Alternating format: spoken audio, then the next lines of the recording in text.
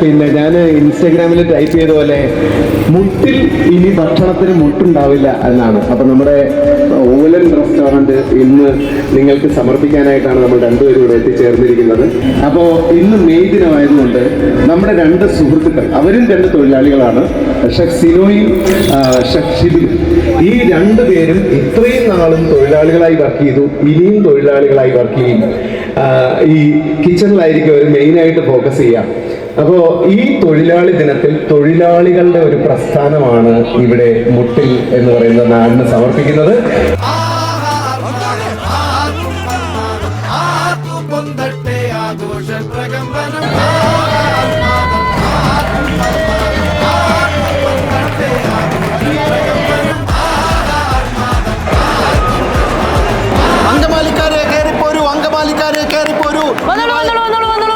വയനാട്ടിലേക്ക് താമരശ്ശേരി ചുരം കയറി വരുമ്പോ കൽപ്പറ്റ മുട്ടിൽ തുറന്നിരിക്കുന്നു ഓലൻ റെസ്റ്റോറന്റ്.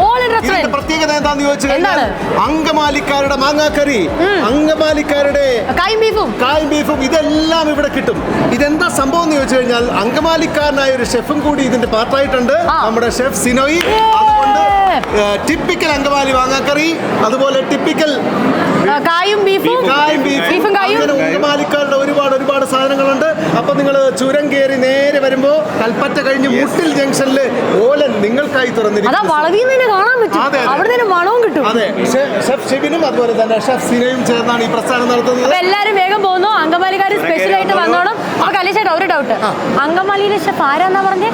അങ്കമാലി